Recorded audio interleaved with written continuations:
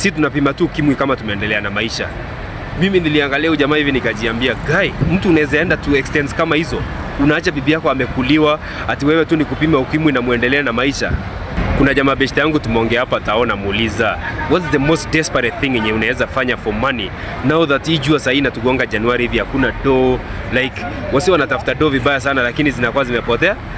Jamaa ananiambia bana, yeye anaweza fanya anything for money. Nikamwambia the most desperate one, ile yenye hata ukiambia msee hivi haizi amini ni kitu unaweza fanya for money. Jamaa aliniambia ati akaisikia bibi yake ati amekataa kukatiwa na mtu tajiri ama mtu wako na pesa, yani ati juu yako loyal kwake na venye wana pesa. Akaniambia watakosana sana na wewe bibi. In fact aliniambia watadivorce. Nikamuuliza ni kwa nini, si ni vizuri sasa hata bibi anafanya hivyo ndio unajua anakupenda? Akasema hatuwezi kula mapenzi.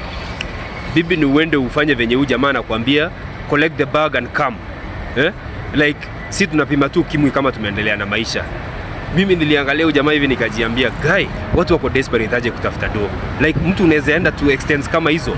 Unaacha bibi yako amekuliwa, ati wewe tu ni kupima ukimwi na muendelea na maisha, ati you just for the bag. Manze, unajua kuna kuanga na basic human dignity, na wase kuna vitu zingine huwezi fanya for money. Like mimi ukiniambia kuna vitu zingine siwezi agree, uniambie tuende tufanye ati juu ya pesa. Vitu kama hizi sasa ati nikuliwe bibi, tena nikuje ni ati nitupime ukimwi. Sasa na trust yake sasa itakuwa wapi? Kwani huwezi grow na yeye kutoka chini, mtoke chini mpande juu pamoja?